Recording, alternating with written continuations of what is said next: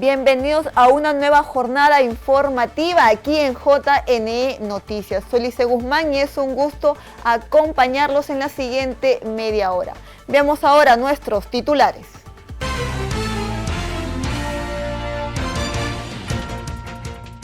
"12 partidos políticos están vigentes para participar en el futuro proceso electoral".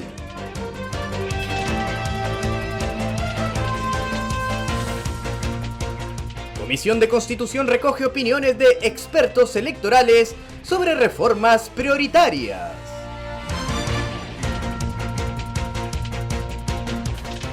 Y en entrevista con Fernando Tuesta Soldevilla, conozca las reformas políticas en el contexto de los próximos comicios generales.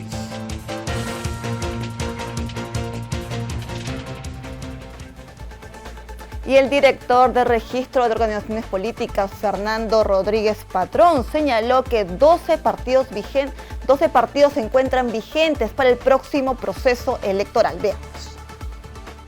Son 12 los partidos políticos que cuentan actualmente con inscripción vigente en el registro de organizaciones políticas del Jurado Nacional de Elecciones y estarían expeditos para participar en un futuro proceso electoral. Así lo señaló el director del registro de organizaciones políticas del JNE. Tenemos 12 partidos que a la fecha cuentan con inscripción vigente. Perfecto. Y justamente ahí aparecen en pantalla para que nuestros ciudadanos lo puedan ver. Es correcto, ahí están los 12 partidos que de haber una elección el día de hoy podrían participar en un proceso. Ellos están aptos, son partidos vigentes que ya están inscritos. ¿Y cuáles serían los que están en proceso de inscripción? Tenemos al día de hoy 15 procesos de inscripción que se encuentran en trámite, que son precisamente lo que estamos viendo en pantalla. Cada uno está en un nivel de procedimiento, de una etapa del procedimiento distinta, no todos están en las mismas condiciones. Así, por ejemplo, debo señalarte que estoy viendo ahí Fe en el Perú, claro, ¿cuál es la situación, Popular, ¿no? Agrícola del Perú y el Partido Demócrata Verde, que ya están en la parte final del proceso de inscripción. Es decir, una vez reabierto el registro, estos partidos serían los primeros en lograr su inscripción. Hay otros que también tienen un procedimiento bastante avanzado, por ejemplo el Partido Aprista Peruano, a quien ya se le han formulado observaciones, ha presentado la documentación subsanatoria de observaciones y la misma se encuentra actualmente en RENIEC. Asimismo, señaló los requisitos para solicitar el formulario y el certificado de reserva de denominación. Todo comienza cuando se adopta pues, la decisión, la voluntad de un conglomerado ciudadano de participar en política y adquieren un certificado de reserva de dominio aquí en el Jurado Nacional de Elecciones. Ese documento, que es la piedra inicial con la cual se inicia el procedimiento, le da a las agrupaciones políticas en formación el plazo de 1 año para presentar su solicitud aquí ante el jurado. Ahora, dentro del año, ¿qué tienen que presentar? Pues lo que establece el artículo 5, el artículo 6 y demás siguientes de la ley. Por ejemplo, el acta de fundación. El acta de fundación, a su vez, tiene que contener la denominación, el símbolo, el ideario de la agrupación política. Tienen que traer como segundo requisito el padrón de afiliados, que tiene que ser un número no menor a 24.800, número que, por cierto, va a cambiar culminada la actual elección regional y municipal. Tienen que presentar comités en el número que establece la ley, son 66 comités en 20 departamentos, cada uno integrado por 50 personas. Son comités provinciales, tienen que traer un estatuto, tienen que traer un reglamento electoral, tienen que designar a sus funcionarios partidistas como los personeros, apoderados, tesoreros. Esa documentación tiene que ser presentada de manera completa en acto único aquí al Jurado Nacional de Elecciones y luego ya se inicia el proceso de inscripción. Las firmas, o sea, el padrón de afiliados y los comités irán a RENIEC para que RENIEC haga la verificación de firmas, las direcciones de los comités irán al área de fiscalización para que certifique la existencia y funcionamiento de estos comités. Y luego, cuando tengamos todas las respuestas a estas verificaciones, el registro evalúa en conjunto la solicitud y en caso haya observaciones que formular, las presenta. Finalizó diciendo que recibida la solicitud de inscripción, la Dirección Nacional de Registro de Organizaciones Políticas o el registrador delegado, de ser el caso, remite a la Dirección Nacional de Fiscalización y Procesos Electorales dentro de los 5 días hábiles posteriores la documentación que se requiere para la fiscalización de la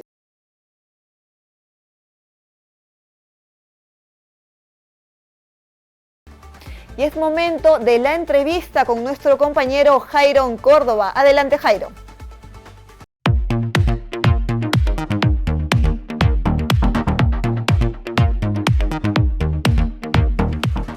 Y estamos ya conectados con Omar Coronel, quien es profesor de la Pontificia Universidad Católica del Perú, experto en ciencia política, con quien vamos a conversar, por supuesto, acerca de las marchas, las manifestaciones, las protestas que se dan en nuestro país. Le damos las buenas tardes a Omar Coronel. ¿Cómo está? ¿Qué tal? Buenas tardes. Muchas gracias por la invitación.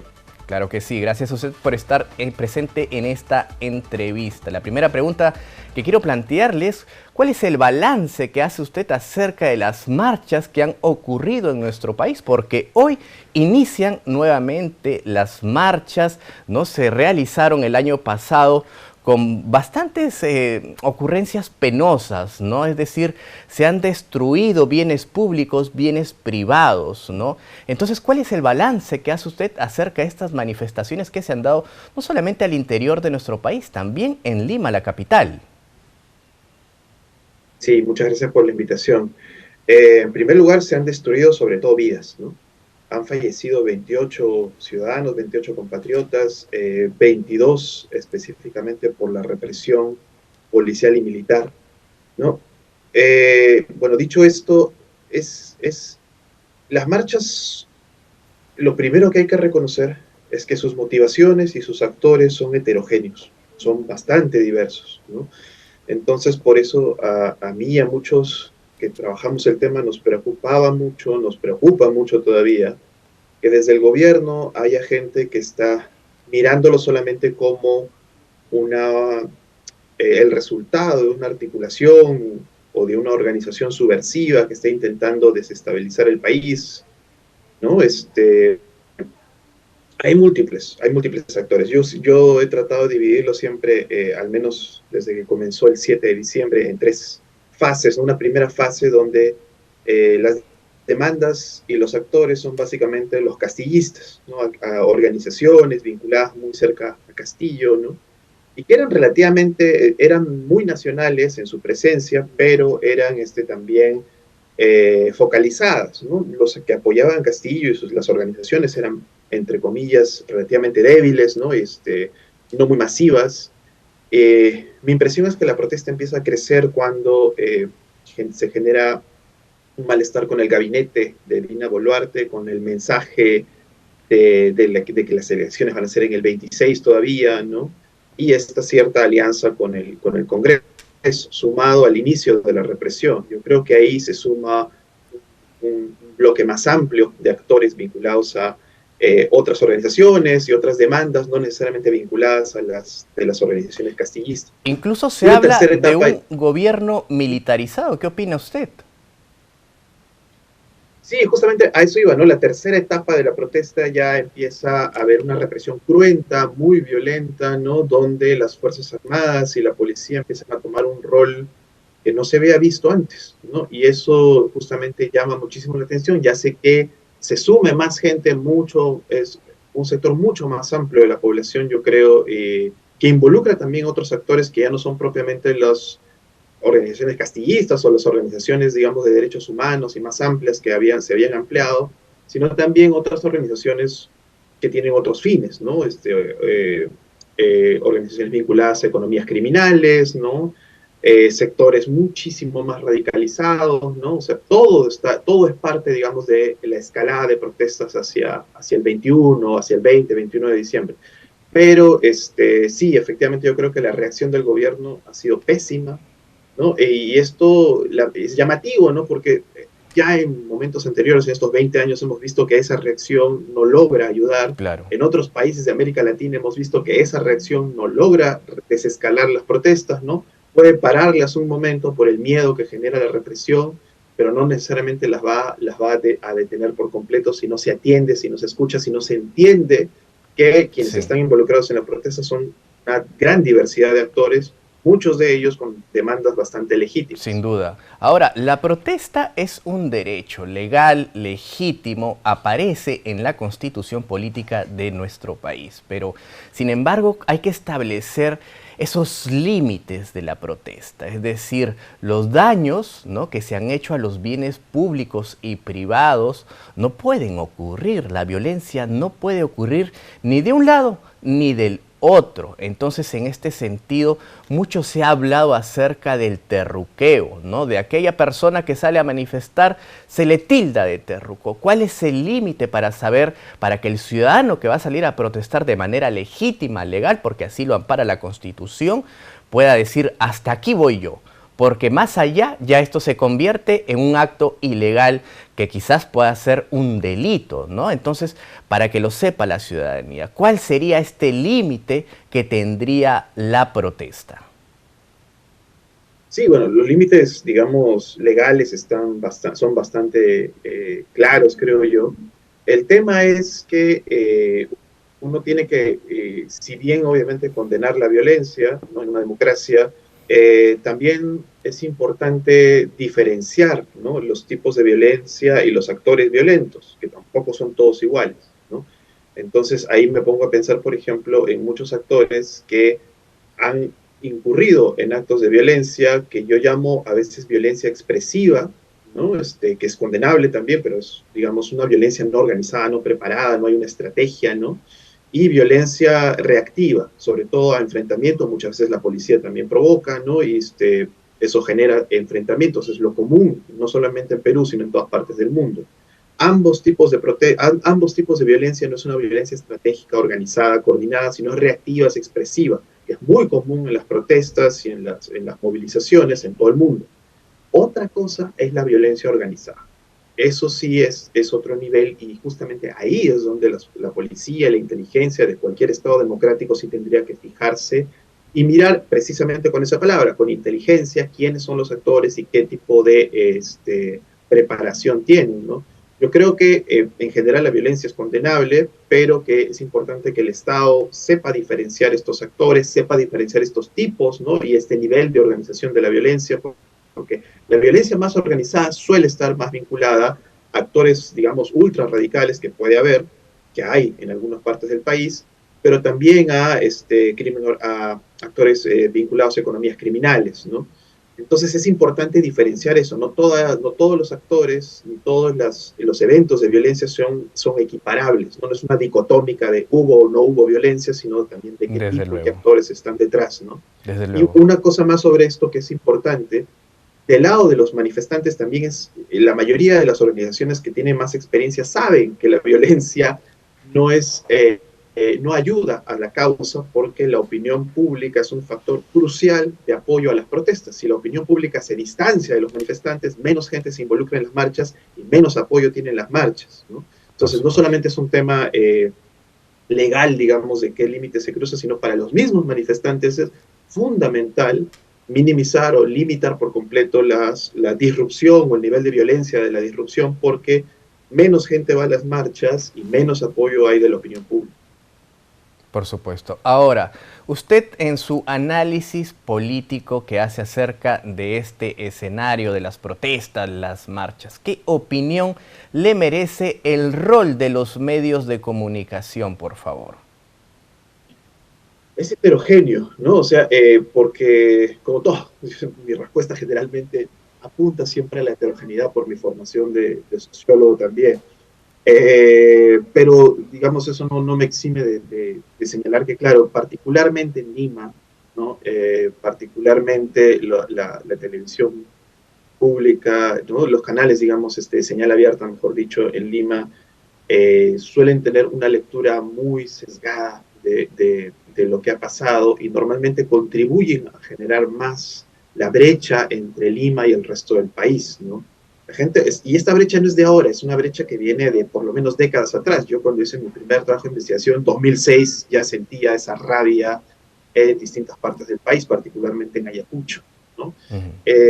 Yo creo que eso reafirma, inclusive cuando algunas encuestadoras, en las cuales yo confío mucho, me han ayudado mucho, ayudan a todos los investigadores porque su investigación suele ser bastante buena, Ahora han hecho preguntas muy sesgadas con respecto a la protesta o a la información sobre las protestas, ¿no? Lo cual no hace más que reafirmar actores radicales. A esto voy. Tanto el mensaje del gobierno como el mensaje de la mayoría de medios de comunicación, sobre todo en Lima, lo que hace es darle batería a liderazgos radicales. En todos lados hay liderazgos moderados y radicales. Correcto. Que están en competencia. Cuando tanto desde el gobierno como de los medios de Lima se repite el mismo discurso terruqueador que simplifica por completo, en todas las localidades esas dirigencias radicales son las que empiezan a ganar más prestigio. Es ya ves, así piensan, así actúan, se confirma el prejuicio sobre Lima, ¿no? Y los dirigentes moderados van bajando y los radicales van generando obviamente más apoyo, ¿no? Ese es el problema, ese es, digamos, también por qué estos actores terminan influyendo mucho en el nivel de conflicto en el país. Claro, vamos a ver qué es lo que ocurre en los próximos días de cara a las protestas que se han convocado, que inician hoy, ¿no? Pero vamos a ver cómo se desarrolla esta manifestación, este derecho legítimo, pero por supuesto vamos a ver que las marchas se van a desarrollar probablemente pues con algunos momentos lamentables, pues como siempre, ¿no? Pero le damos las gracias a Omar Coronel, quien es profesor en Ciencia Política de la Pontificia Universidad Católica del Perú. Muy buenas tardes. Muy buenas tardes también, gracias. Gracias. Es momento de hacer una breve pausa, pero volvemos ya con más información.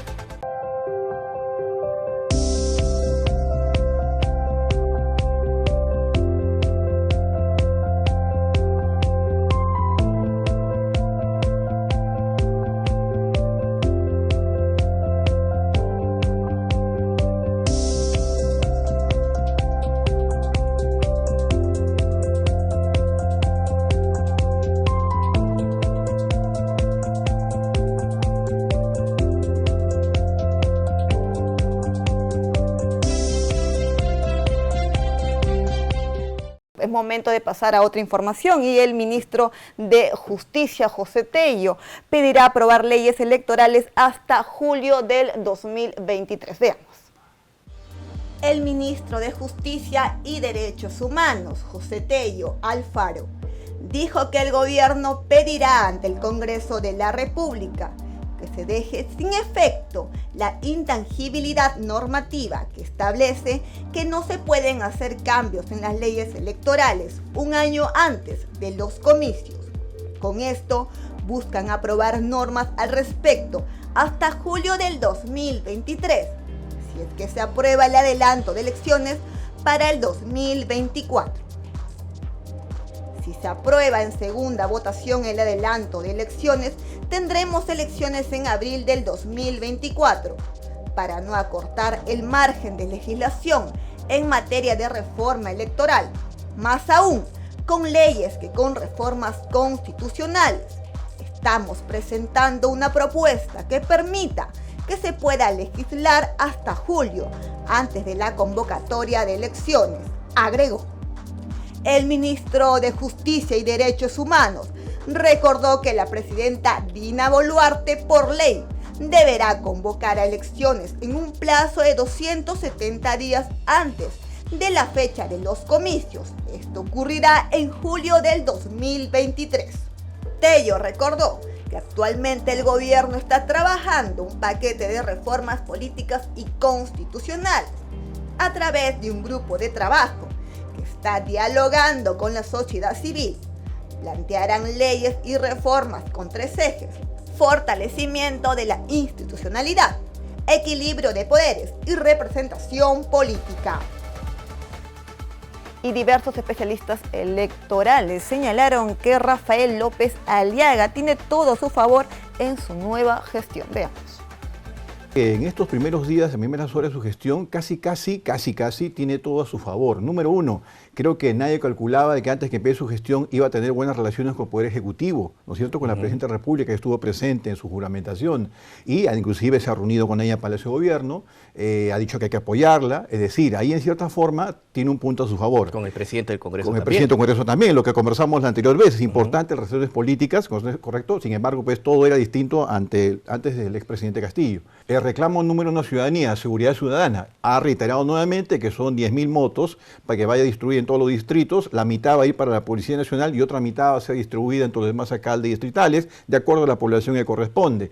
Él ha señalado que está apurando este trabajo para, obviamente, a tocar el tema número uno, ¿no? Él mismo está señalando que su programa va a ser su gestión de actividad social, ¿no? Él quiere que se lo recuerde como el alcalde de los cerros. Inclusive hay un eslogan de gestión que se llama Renovando los Cerros, hay un isotipo al respecto, y en consecuencia está enfocándose en eso. López Aliaga tiene 4 años de gestión municipal, ha dicho que no va a postular a la presidencia de la República. Este año 2023, él va a correr de cierta forma. ¿Por qué lanzó este concepto? Porque muchos dicen que de repente, oye, tenemos elecciones generales de 2024.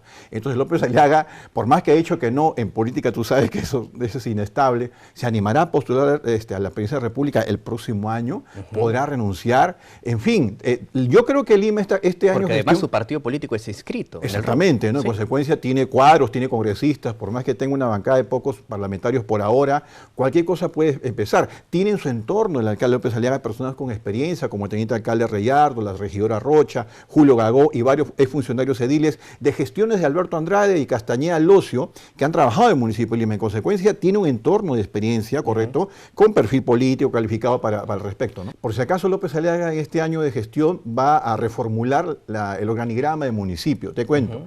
El exalcalde de Miraflores, ya exalcalde, el señor Luis Molina, va a asumir un papel preponderante de juntar a todas las OEPDs que dependen del municipio de Lima, es decir, EMAPE, Instituto Metropolitano de Planificación, programas sociales que tiene el municipio, van a ser un solo ente, una especie de FONAFE. Entonces va a cambiar un poco la administración pública de esas entidades y en consecuencia la renegociación con EMAPE va a depender mucho de la posición que tenga López Aliaga, porque las vías son importantes. Y la investigadora del Jurado Nacional de Elecciones, María Claudia Manzanilla, señaló que era necesario analizar la cobertura de los medios de comunicación en las elecciones regionales y municipales 2022. Veamos. La investigadora del Jurado Nacional de Elecciones señaló la proporción de cobertura por tipo de medio periodístico según el sexo en las elecciones regionales y municipales 2022. La diferencia es bastante grande, como se ve en el gráfico. Las mujeres no superan el 20% en ninguno de los tipos de medio.